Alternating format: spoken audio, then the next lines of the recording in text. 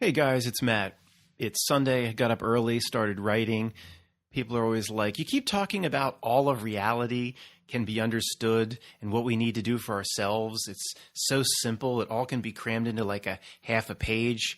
Well, then where is it? Where's your half page? Put up or shut up. Well, here it is. It's not a half page. It's a full page. I can't assume everybody has been here with me long enough that they'll understand every little thing. So some things did need to be spelled out a bit. I kept it to one full page. If I was confident everybody understood exactly what I mean by certain things, absolutely, it could be put into a half page. What? That's a bold statement. It's a bold statement. I'd compare this stuff up against that Amsterdam stuff. That's a bold statement. You don't have to be no genius to see it. You just have to be able to cut through the noise. Once you cut, there's a sculpture, there's an ice sculpture inside the block of ice. All you have to do is remove the superfluous, is that a word? Ice, and then you're left with a beautiful sculpture. You just have to remove the noise. It's that simple. And then test that against what you already know, your inner knowing and inner frequency and tuning fork. Because once you remove the distraction of all the stuff they're trying to put up in your face and get in your business, it is this simple. Now, if I miss something major, I'll look for your comments. Tell me if I missed a big element.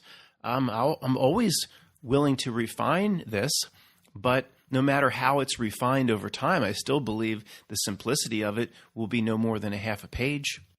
Before I start, one quick note about the video that was loaded last night, Saturday night, on freevoice.io. I usually don't do a video the day after loading a video to freevoice.io. So, but, I'm just reminding you now, if you didn't see that or you didn't check it out yet, just remember to go over there. It does seem like an absolute screen exercise or something trivial, examining an old 7-Eleven job application documentary, but I'll tie that in at the end of this. If I'm going to present a half page, you won't believe this unless you've been through that bog, unless you've done that sort of documentary analysis that shows it's so bizarre, it's so creepy. Nobody could have pulled all that off. Nobody could have had all that predictive programming, all of these examples. And I only got through half of it. The other hour, if you guys liked it, I'll guess I'll do next Saturday. But this screen exercises, people get on me. But there's another group that comes forward and reminds me and says, you've got to go through the bog to see the world isn't very real, to see the ridiculous nature of the trick. Then what's about to be presented can be believed. If I just pulled some Truman jogging through the park, tackled him, hey, Truman, check this out, or hey, Tony, check this out. Here's the half a page of how reality works. Nobody's going to believe it. No one's going to resonate with it unless they've been through the bog themselves. Even if you've been through the bog, it's still, that documentary on freevoice.io right now is so bizarre. It's just treat it as fun. We can laugh at it, right? There's no problem with that. So if you didn't check it out, it'll be there. I was going to say all week until next week, but it's not going anywhere. And when I went to check the video from the new Mac, I typed www.freevoice.io, and I couldn't get to the site. Then I typed without the www and went right there. Then my Mac worked fine. I don't know if this is an issue for anybody, guys, but if there's ever any issue, I don't know. I'll talk to Rob about it. Try it with the www and without. Whatever. If it needs to be fixed, we'll fix it. Again, there's 100 different platforms that these websites have to work through. Rob's trying to replace a $100 billion infrastructure, YouTube on his own. So we'll work anything out that needs to over time, guys. Okay, this is the preface. This is not the body of the half page, which is actually a full page, but the preface. In the following one-page overview, I don't use the word human being. I don't like calling myself a word that it created. Who knows what they mean? It's their word by human being. It just feels wrong, doesn't it? We use different words. In the following, I use the combination word, real boy Pinocchio, to represent you and I. And that metaphor I use for reasons that you understand if you've been with me for a while. It also illustrates the notion that many people have fallen for the trick and, in a sense, have made themselves of wood or are making themselves of wood over time, once being a real boy Pinocchio, substitute girl if you like, or New York State pronouns. So this process, if you're devolving into wood, probably nobody listening to this, but this is called a reverse Pinocchio, or, if you prefer, a spiritual petrification. Of course, no matter what word you use to substitute real human being with, that new name implies you are not of this material existence, nor bound to it. It's a given that the atheist notion is absurd, and we have a spiritual nature that existed before this Coney Island train stop and will exist eternally after. So with that being the preface, let's move on to the main section that summarizes all of reality and the simple things we need to do for ourselves so we can finally walk away from all the bullshit. The entire reality is set up to keep a real boy Pinocchio from understanding its true nature. And as a result, it hides the correct path from us. Let me repeat that. The entire reality is set up to keep you, a real boy Pinocchio, from understanding its true nature. And as a result, it hides the correct path from us. It covers it with straw or slime.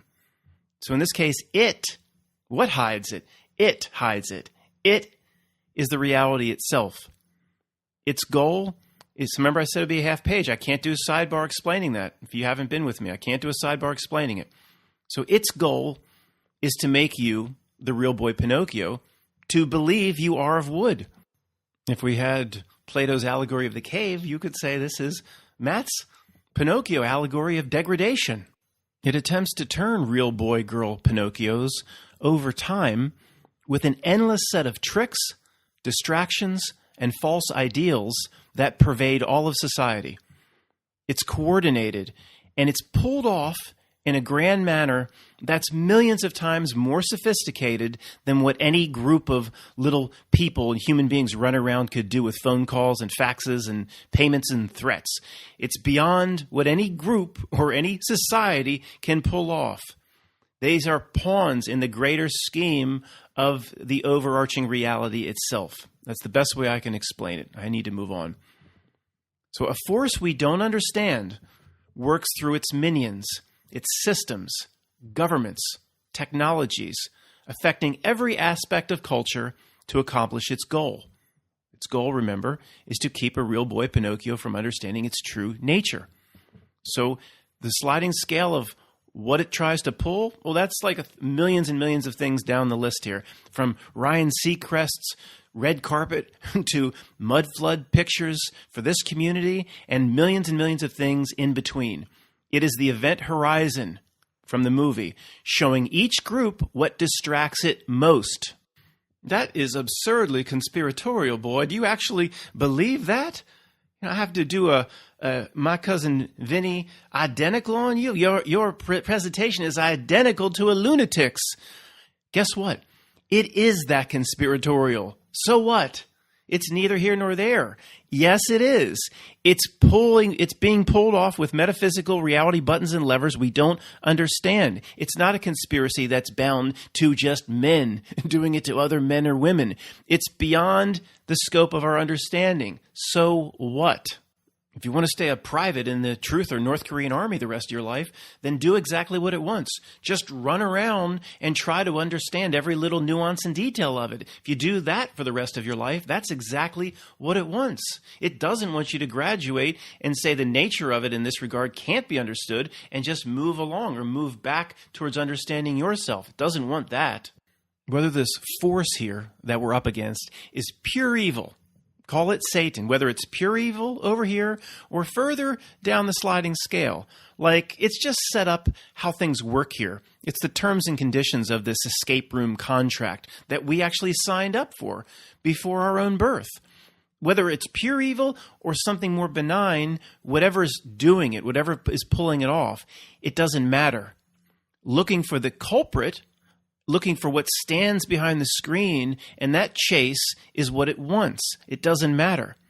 Because what we need to do for ourselves is the same exact thing, no matter who the bad guy is. If what we need to do for ourselves is the same exact thing, then finding the bad guy doesn't make a lot of sense, does it? Maybe that's what it wants. Well, what if it's Satan? What I need to do for myself is the same. What if it's the Anunnakis or Archons working with secret societies or the Rothschilds? What I need to do is exactly the same. What if it's interdimensional aliens? What I need to do for myself is exactly the same.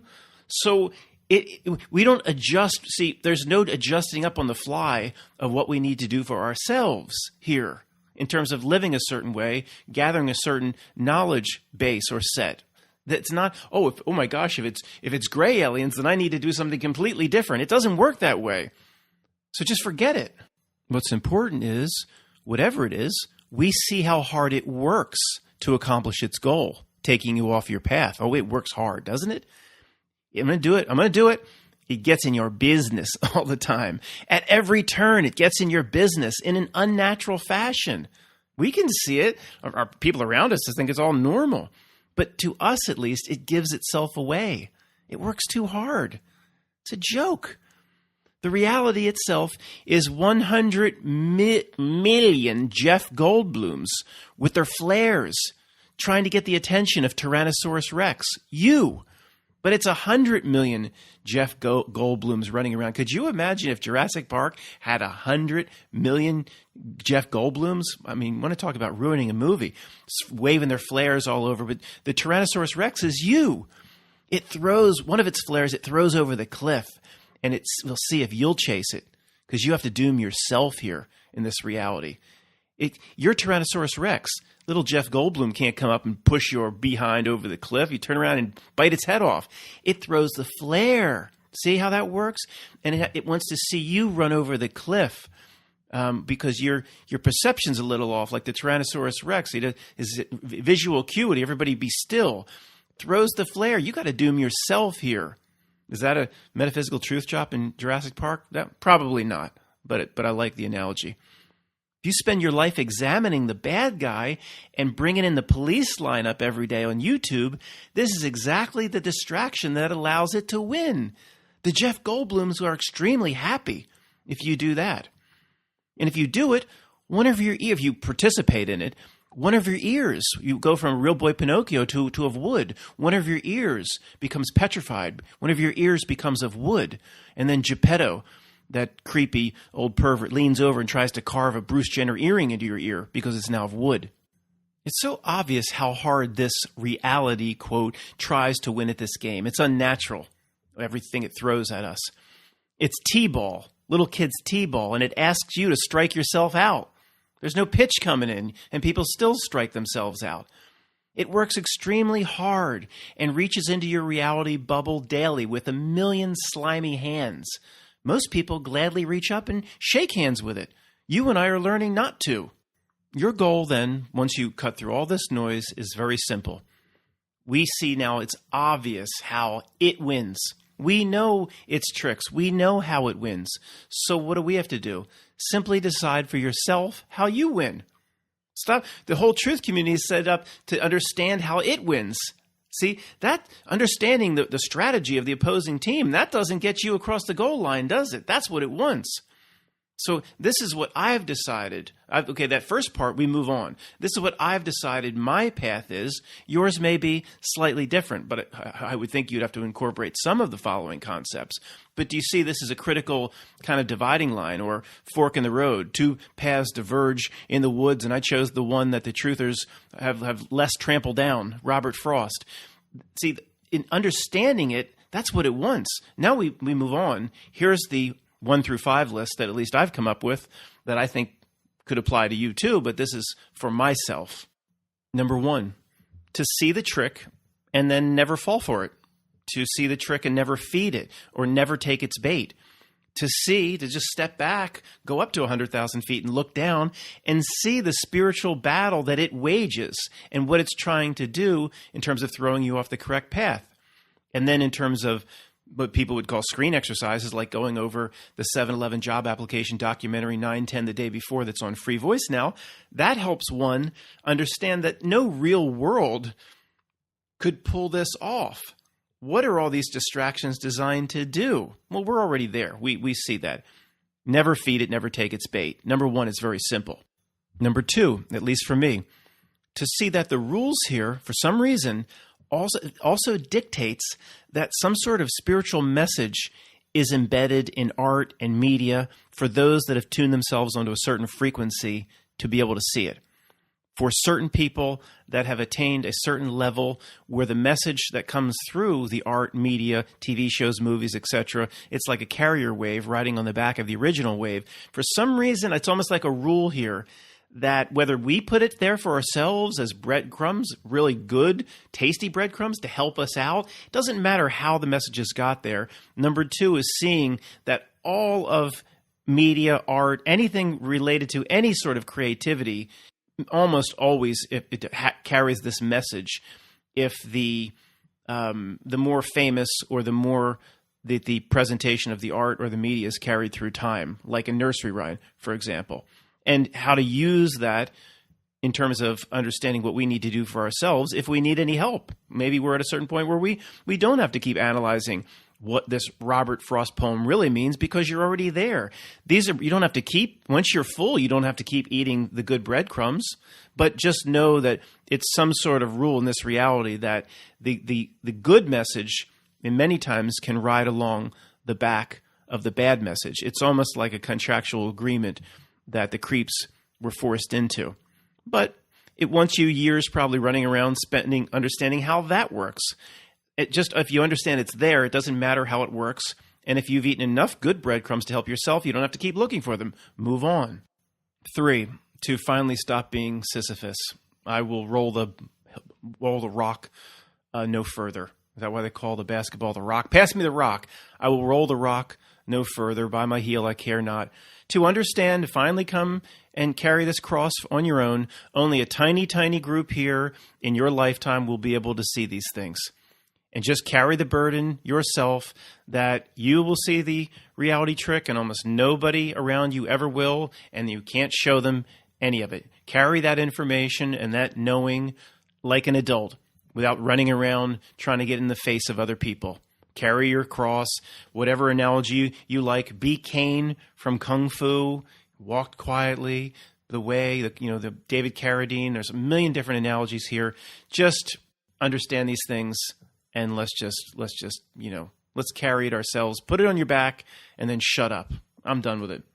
Step number 4, to see or understand where we've made mistakes in the past, to see where we've actually taken its bait in the past and coveted its bait and put its bait in our mouth. And then we need to work to decouple from it, detach from it methodically over time. There are methods we all can employ to do this, many, many methods. So my favorite right now, of course, from a few videos back, is the Lou Gehrig practice of 5 times a day coming to a certain realization where I say to myself as I'm petting Gouda, Gouda's not a strange reference, that's Pam's cat. Today I consider myself to be the luckiest man or New York State pronoun on the face of the earth. I don't include that part, but I say it 5 times a day. Wow, something just hit me. This is so amazing. Or just looking at as a bee lands on a flower. This is incredible. This experience is incredible. And that's not bringing you, that's an appreciation. That's not attaching you. Matt, you can't love nature. You have to reject all of the material world. I don't buy that. That's an appreciation, but also a detachment. Today, I consider myself to be the luckiest man on the face of the earth. I've been here. I've done it. I don't need to do it anymore. I don't hope this happens for me. I don't hope that happens for me. Lou Gehrig didn't say, I hope to be back to play soon. No, it's been here. It's an incredible experience. I've done enough. I've seen enough. You can wonder in this reality. No, without the attachment. I really believe that. So the Lou Gehrig practice of as many times a day, I consider myself to be the luckiest man on the face of the earth. That might not work for you, but there's hundreds of things that you can put in here on number 4. Here's one. Again, number 4 is about you've taken the bait in the past. How do I make sure I don't take it in the future, but spit the bait out that you've already taken. Remove the Jacob Marley chains, uncouple from it. That's all. 4 is about detaching and seeing existing attachments. So a completely different example.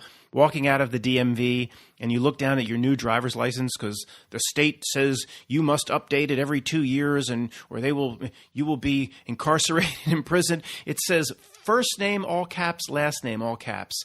And even if you haven't named yourself Nuwanda from Dead Poet Society, even if you don't have an alternative name like Falkor from the Never Ending Story, the Never Ending Story, amazing Truth Drop movie there. Even if you don't have an alternative name, you can look down at your first name caps, last name caps, the legal fiction straw man, and say, I proclaim that's not me.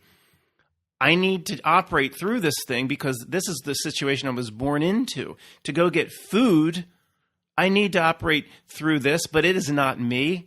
I decide, Matt, you are using it to drive out to get food, so you're attaching to it. No, you're not.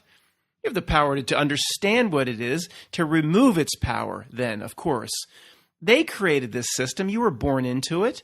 You weren't given a choice. Therefore, you do have the power to, but most people, I was going to say the power to separate from it with intention or proclamation. Most people just, of course, they have no idea what we're even talking about here. So one, we have the Lou Gehrig proclamation. Then we have a proclamation about the straw man. It's Dead Poet Society. You want to name yourself something like Nuwanda. I'm sure the system doesn't like that, that sort of thing. So there's millions of things you can insert in here for, and you might not need any of them, but why not find practices every day or play a game with yourself to find new practices to uncouple or detach. When you see a movie, you can stop it and pause it. And just here's an example and say, well, what could he have done to uncouple and detach? It's a game. You can have fun with it. Scrooge. One of my favorite examples of all time. Scrooge wasted his time. Somebody's animal just heard that and freaked out in the room. If you have a subwoofer, Scrooge wasted his time with Jacob Marley. Instead of he's all in denial, and Scrooge is saying, you must be a bit of bad beef. You must be a bit of bad beef. You're no apparition. He should have said, well, wait a second, this is an opportunity here for me. Instead of going into denial and trying to couple with the world again, he could say, well, maybe you're not really there, but I'm going to take advantage of it if you are really there, Jacob. So Jacob, old friend, if you can see these chains upon me that I cannot, I can see your chains, but you say I'm wearing them, but they will not appear until the moment of my death. Can you share with me how I can get rid of these chains? How do I shed them? I got you here in front of me. Help me out, old buddy. No, he didn't do that. Scrooge, you could have paused it and say, what could Scrooge have done to uncouple his chains or play a game with it? He didn't do that, but Marley kind of did it to him anyway. Scrooge didn't. He did it the hard way. Instead of him doing it himself, he was forced into it. Marley then sent 3 spirits back to kick his ass that night. Remember, Ghost of Christmas Past, Present, Future. He sent 3 spirits back and to kick his ass, potentially over a few Christmas lifetimes. Now, the story presents that each spirit of Christmas, present, past, future, whatever, came between the hours of 2 or the hours of 3 or the hours of 3 or 4 over a 1-hour time period. How do we know? Maybe each of those was 1,000,000 years of life. The story presents them as a 1-hour experience, but how do you know? Could be a long, long time. Scrooge was in each of those realities as potentially we are. Who knows? There are hundreds of methods to employ here in number 4 to decouple. Even people, I've done this for a while. I haven't done it for quite a while. To go through like a ritual in the morning or at some point and say, this is a symbolic. I'm removing, just like you're actually picking up a chain. Over time, I admit I have attached to the dark side here. We all came from the Matrix for the most part, and to just say, I'm not scooping one at a time, but through this gesture of moving your arms, just taking them all off, saying, I understand that I was lured into this, and now they're all coming off. There's millions of ways to do it, and you could have fun with number 4 for the rest of your life.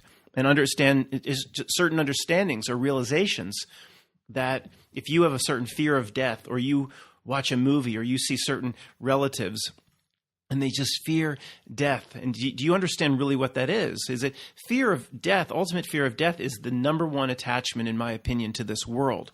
The number one. This, oh my God, I'm going to die. It's like you're just holding on to this. You talk about creating Jacob Marley chains. You're building a Brooklyn Bridge of attachment to this place. It's natural to fear death to a degree. We are in this avatar. All its emotions will come. It doesn't want to die. Of course. Nobody can get to the point where they can completely stare Nibiru down as it comes around the mountain. It's just going to smash in to Tia Leone standing on the edge of the beach with her father in, what was that, Impact or something. That was the really awful one. At least Armageddon, with Bruce Willis tried to make fun of itself. The other one was just horrible with Morgan Freeman. Tia Leone's acting is some of the worst acting for an actress on earth. I mean, she's horrible. But she's standing on the beach waiting for it to, if that happens, you're behind Tia Leone there. You're going to fear some fear. You're in the avatar. There are limitations, but just understand it, use it, and transmute it. Understand what it is. This is the reason why, in my opinion, all old people, and my family reunion, if it wasn't about the C or the V or understanding, new apps for the new stock trading apps for their iPhones or whatever, it was about ailments. It was about, this is a very old group, very, very few kids and I'm considered a kid in this group. There's, 70-year-olds, 80-year-olds. It's all ailments. Oh, I got to go back to the dermatologist for this. Yeah, I got the hip replaced. Blah, blah, blah, blah, blah, blah, blah. Endless ailments. This somehow is it's some sort of manifestation fear of death, which to me acts as an attachment to this world. There's no other reason to explain why all the old people just talk about their ailments all the time. But I don't want to. This is supposed to be a half page, so I better just move on. Now, 5 is something I don't understand, but it's so important. At least I'm just keeping it on the table here, right? This is the last part of the journey for me, getting my mind right in this area. But it's so important. I'm just leaving it on the table. I have no answers here. I think I have certain things regarding how the reality works and its tricks. I think I have that figured out. You can decide for yourself. But 5 is to understand, or at least keep it on the table, that potentially what you believe in is what you'll get at death. What you believe in, you will manifest and get at your death. So it's possible a massive part of the trick in this life is to limit your ability to succeed in death, or to get you to expecting certain things or expecting certain negative things. And there's a lot of ways. Again, I just simply observe what the beast does, how the system acts, how the minions run around. So I observe Harrison Ford in Empire Strike Back saying, what is his name? Han Solo, General Solo, you can't go out there and look for Luke in this storm. Your tauntaun will freeze before the first marker. You son of a bitch. Well, then I'll see. He says, then I'll see you in hell. And it's like this creates conflict, and the people watching will see you in hell. Han Solo, he reformed himself, and he's become a great guy, and he's going out to save Luke, and I'll see you, and he thinks he's going to hell. Oh my gosh, it's conflict. Mental conflict in the watcher, at least on the subconscious level, even if they're not consciously aware. If Han Solo thinks he's going to hell, I'm in real trouble. Honey, get me some more popcorn. So how many times in a movie, I'll see you in hell? There's a reason for that. It's like putting into the mind of people, if Han Solo's going to hell, he's completely reformed himself, he's going to save Luke. Then people expect, how many I don't know, just pick thing, like a mobster that's like we see in The Godfather, supposed to be a good Catholic, but how many really deep down believe that they're going to get hell? Well, they probably manifest it on themselves. I mean, this is just, again, I don't have the answers here. I'm not no know-it-all here. This is just something I need to investigate to keep on the table. I'll give you another example. All this endless Saturn moon matrix stuff. How many videos have been on YouTube over the last 10 years? I don't know, 1,000.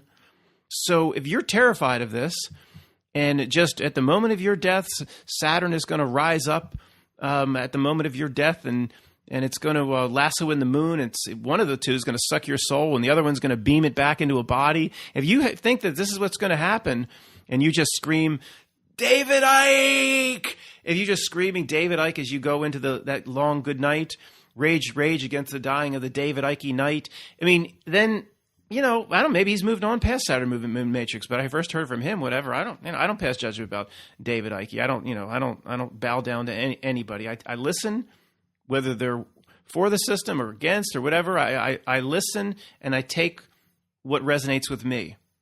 I take what resonates with me. I don't do earmuffs with anybody. I'll listen to anybody. So, but if you truly believe this is what's going to happen and all this, then you could manifest it on yourself. So the term "be careful what you wish for" it exists for a reason. It's artificially carried through time, in my opinion, with more stock than it deserves for a reason. It's a truth drop. What you wish for, you will probably manifest on yourself. So, the Lou Gehrig attitude and other methods can help overcome this. Okay, I'll investigate potential tricks and after death, but I'm going to fully believe and not fool myself to believe that I can use the tools here in this world to put myself in a certain position or state, create armor that just there's nothing that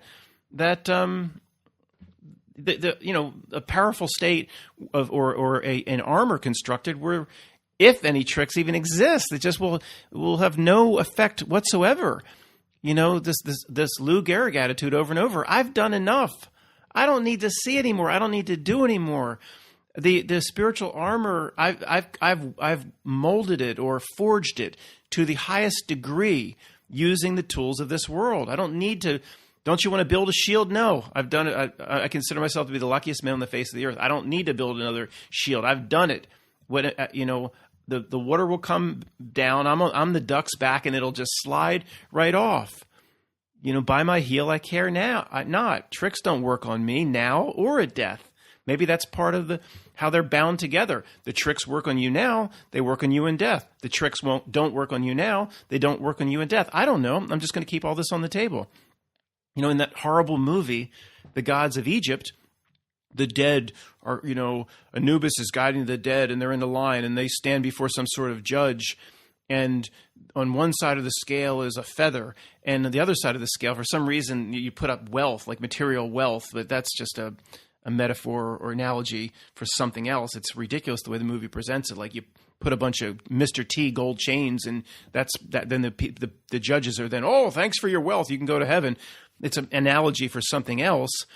But the point is, it's like, did one person just look up at the judge and say, Anubis is leading them in? I don't know who the judge was in that horrible movie, The Gods of Egypt. Did anybody just look up and say, who the hell are you to judge me? Who are you? Give me your qualifications to judge me. The people are just agreeing to it. Why? Why agree to it? Who the fuck are you? And then why did the person even get in line in the first place? Why did the person even get in line in the first place? What would Anubis have done? The person said, I'm not getting in your fucking line. Fuck you. So, what Anubis would be like, yeah, I'm here all intimidating and everything, but yeah, he's realized I got no power over him. I can't do shit to him. Like Joe in Soul trying to eat a pizza. The Anubis touches you, goes right through, he eats a pizza, it just comes out the other end. There's no substance to him. Even Joe in Soul, he's like, he's no hero. Soul's a strange movie. I removed my review of Soul because I missed a few key things, and I'm going to do it again sometime. But Joe even jumps out of line. Not going to no great beyond. Just jumps out of line. So this is, it's this sort of thinking that if you're in the horrible movie, The Gods of Egypt, and you're in line, and Anubis has pushed you in line, and there's a judge in front of you who's even conditioned themselves over the course of their lifetime to think they can get out of line. Nobody would think, not nobody, but you and I might, but who would think when they get up there, like, well, what's this fucking test? A feather versus, what do you want me to put over here? Like, well, who the fuck are you? So who would even think like this? That you use this reality to get yourself in that state if that bullshit ever comes. And again, it's a catch-22, because if you believe that's coming, that sort of judgment or trick or whatever, you probably help manifest it on yourself. That's my belief. Doesn't mean if you have a different belief or a religious belief, you have to hate me because my beliefs are different. It's just what I believe. Ultimately, we are in the same foxhole here. We are both getting screwed over by this minion class that stands or does the bidding of the screen that we are walking away from. Okay, that's the end of that, the end of the presentation. But if anybody wants to stick with me, let's go back to 1 through 5 and examine collectively, there's exceptions of course, what the truth community does in what I consider to be the most important things. You probably considered many of the 1 through 5 or 3 or 4 of them extremely important. Let's see what the truth community does and see if what kind of clue they have. So number 1 was to see the trick and not feed it or take its bait. Well, the truth community, that's all it does, is feed it and take its bait. The police lineup, it wants you to chase who done it, who's the bad guy. Do it again. Anunnaki, Archon, Gray, interdimensional alien, reptilian, secret societies, Greys, Rothschilds. So bring in the police lineup again with us. Bring them in again. The truth community wants to look through the one-way mirror again at the same group. Well, they brought the same police lineup in yesterday, and they still couldn't. One guy in truth was pointing at the reptilian, another was pointing over here. So let's just do that exercise over and over and over again for the rest of our lives. And then I guarantee you, on the day of your death, you still won't know who the bad guy is, because the reality's structured so you don't know who the bad guy is. If we would have found out, we would know by now. Don't you? You think they're just close to being exposed. Yeah. Are you kidding me? So the truth community, number 1, grade F, fail. It's like Bentley from the Jeffersons. He played that role of the professor for NYU. He took Tom Cruise and Cocktails paper. And Mr. Flanagan wants to make this Cocktails and Dreams, a bar in every mall. F, he throws it up in the air and the damn plastic binder drops down in front of his face. F. It might have been that. Was that actually Bentley? It was the same character. I mean, was it actually the same character that was supposedly appeared in the Jeffersons, or just the same actor? Number 2 says to see that the rules here, it's set up so these, what Vanessa VA calls the retrocausality messages, the spiritual messages, ride along the back, even sometimes of the dark messages. Was it Ben from Vat City that he analyzed some Black Sabbath songs? And he's like, this is a Christian song from, Ozzy, Black Sabbath. Trust me, Ben didn't, if he came to that conclusion, he didn't get it wrong. He don't get that stuff wrong. He might be saying, well, maybe this wasn't Ozzy's intent, but this is what was, or could be, but this is what was coming. I don't think Ozzy's no saint, of course, but this is what's coming through. There's, maybe that's why they're taking down the original 3 Star Wars. Probably why they're taking the messages, the carrier waves that come through the original 3 Star Wars. Probably so positive, so assisting to a real spirited being that they can't just remove them from the shelves. People are like, why are these now censored? I got to go see if they're censored. We've got to go watch them. Go get the black, get somebody's old VCR tapes, and people will be doing black market copies, and everybody would be watching the original Star Wars looking for meaning. If you want it, you can't just censor it or remove it from the shelves. You have to destroy it over using the first 3, the middle 3 as a transition, using an egotistical asshole 19-year-old whatever actor that played Anakin Skywalker. And they're genius movies compared to the last 3. The middle 3 movies of Star Wars compared to the last 3, compared to the stinkers like starting with The Force Awakens, the middle 3 are like Casablanca, Gone with the Wind, and Braveheart, or Dancing with Wolves. And the last 3 is like Face Off, Tommy Boy. Well, Tommy Boy's a good comedy, but you know what I mean, like slapstick. How about just genius movies starring, there's some real horrible ones starring John Travolta. Battlefield Earth. Battlefield Earth is one of the worst movies of all time, as is parts of Broken Arrow. Ain't it cool? That's the last 3 compared to the middle 3. Now, if the middle 3 are Casablanca and The Quiet Man, what are the first 3, right? Movies that are so good, you can't even imagine how good they would be. But the whole point is it's slowly eroded and destroyed on purpose because of the message. The good carrier message that's in the first 3 Star Wars. I don't know. Maybe we should talk about that sometime. And, Do I think, did they take George Lucas aside and say, George, we're really upset. You put too pure and beautiful of a message to the human soul and spirit in the first 3 movies, or at least in the first one. And we're really upset that you did that, and you're going to have a price to pay.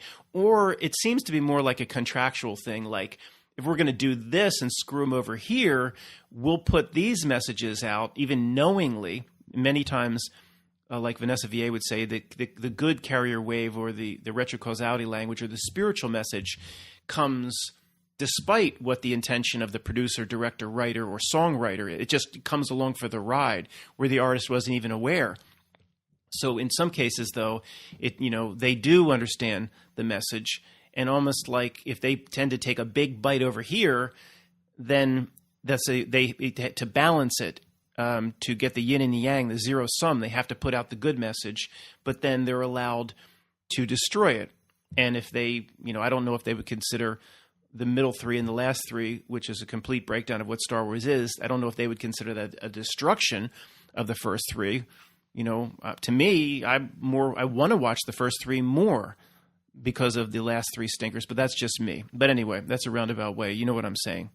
The point was to examine what the truth community is doing regarding number 2, tapping into the spiritual messages, putting themselves in the right frequency.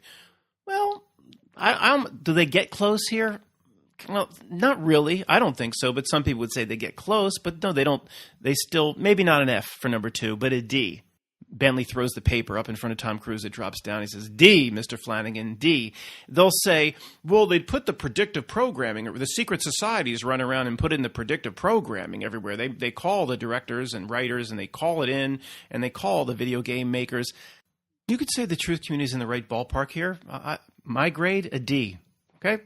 So they failed on number 1. These are the 5 major things we need to do for ourselves. The most 5 important things in reality, in life, in this existence, in my opinion. So the truth community fails at number 1, they get a D for number 2. Not that GPA ain't looking so good. It's not exactly Blutarsky 0.0, and it's not D-Day, all courses incomplete, but it's bad. Okay, the GPA right now is like 0.2.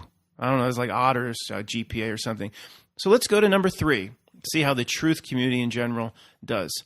So number 3, in my opinion, in terms of what we need to do for ourselves here, to understand that only a tiny group here can see through these things, to carry this burden on your own, to carry it quietly, to carry your cross. If you want to use the term as a Christian term, to be Cain from Kung Fu, just shut up and stop. Just carry it. This is a life test. You can see it. No one else can. Carry it and shut up. This is where I am, and probably will never move from this. That doesn't mean if somebody comes to you and says, Matt, can you tell me really what happened here or there? And you can see they want to know, they want to turn over a new leaf. That's different than getting in somebody's face. So that doesn't even need to be said. So obviously, I could be, I've wasted a lot of time here, of course, but I think, the truth community in general, they get a C here. They get a C. They're not trying to run around to the same degree to wake people up that was happening 5, 6, or 7 years ago. We all were doing that. People are definitely coming around to the fact that nobody can see anything. But have they? And I've only recently gotten to the level where, okay, this is my burden to carry. I think that's the final piece. So the GPA is improving here, absolutely improving. Truth community gets a C in this regard. An F to a D to a C. Do we hear a B coming? I doubt it, but we'll see. Next class is physics, high school physics. Let's see how they do. Number 4 here says what we need to do for ourselves to see where we have taken its bait in the past and work to decouple or detach from wherever we've taken its bait, to spit it out, wherever it has its hooks in us, to take the hooks out, to recognize attachments, and to move away from it. Is it an F for the truth community? Mr. Flanagan, F. F. Cocktails and dreams will never work. Yeah, it's an F. They don't try to detach and walk away. They're, in one way they do. I have, I have the legal fiction here, and the truth community does see the legal fiction, and that, okay, I'll give him that one. So maybe it's not an F, but in terms of it's detaching maybe from what they see it wanting, but they're doing exactly what it wants in all the other areas per what the event horizon shows them. So the event horizon, through an artificial reality of some kind, will create through its the fluid reality, artificial reality, event horizon shows each group what attracts them most. Will show a big group of the truth community mud flood or Tartaria or whatever attracts their attention. The T Apaco Paco army that thinks that Joan Rivers is an honorary member of that group, and every beautiful woman that ever starred in Wonder Woman is carrying a sweet surprise. That's a distraction that's artificially created. See, this is a given, guys. All right. If you think, Matt, you need to spend hundreds of hours analyzing how everybody, George Clooney, every supermodel he's ever been with is actually carrying a sweet surprise. And if you don't see how that is artificially manufactured by itself in a way that no normal society, no normal world could pull that off, no people just running around in their secret societies could pull that off, that by itself is a reality breakdown. Where even if you say, well, yeah, every time I've looked into it, the evidence is overwhelming that this person that's supposed to be a beautiful woman starring in a movie about a woman is carrying a sweet surprise, and you could drop the word sweet if you'd like, but this can't be happening over and over and over and over again. You have to you're right about your research, but you have to take a step back 1,000 miles and say, what kind of world could pull this off? One that's more like The Sims, or not the Simpsons, The Sims. Well, maybe like The Simpsons. It's a video game. It's a fluid reality. It's a Mandela-affected mess. It's not very real. That you have to take a step back from all the event horizon addictions. So the truth community, just because they see the legal fiction and in all the other areas they fail, so cumulatively it's still an F. The GPA is now dropped back to 0.3, still above Blutarsky's 0.0. Okay, number 5, it's a D-Day. It's an incomplete class. To understand what potentially the state we get ourselves in here, or what we harden the cement on our belief set here in this life, is carried through to death. The trick could apply here equally into death. So you avoid the trick here, you become a duck on the pond, and the rain just runs right off your back. There's no tricks, nothing. If you're not fooled here, you will not be fooled at death. And maybe not to expect certain tricks or traps, because then maybe you manifest them. There's not enough sample size in the truth community. So this is a D-Day, Bluto's friend, a class incomplete. There's discussion of this, of course, but if it's all, if it's real hardcore Saturn Moon Matrix, we're screwed, then that's part of the reality trick to help people manifest it on themselves. It would be like, hey, these tricks are possible, and here's how to overcome them. Right now, you can learn to overcome them, and to have confidence that even if something does come, you just have the armor in perfect shape, where it's just not an issue. And I think that's healthy. So there's no grade here, but overall, if we literally added up the GPA on a 4.0 system, the truth community would be, I don't know, it would be like 0.5 or something. Maybe it's a little bit above 0.3, a 0.5. Okay. That ain't getting no Rhodes scholarships to Cambridge and Oxford. Not that would be coveted, but you know what I mean? That ain't getting no Golden Key Honor Society, 0.5. The truth community has been by design used and abused to be an abysmal failure in serving the people that it's out to serve. We all went through that sounds awful, Ari. Oh, you got out the other side, Matt. You're so special. I went through the muck, okay? If I'm missing something here in 1 through 5, tell me I'm missing something. Or if I'm getting it completely wrong, or I'm a deceiver or deception. This 1 through 5, it's so simple. It's just a simple Sherlock Holmes analysis of this is how things are likely working, because logically they can't be working any other way. It gives itself away in the nature of its absurd trick. That's why reality appears to be a clown show. All right, it's becoming a clown show and easy to see. So, we all went through the bog, but at least we've starting to learn our lessons and come out the other side. It's up to the truth community to learn. It's not learning its lesson for the most part.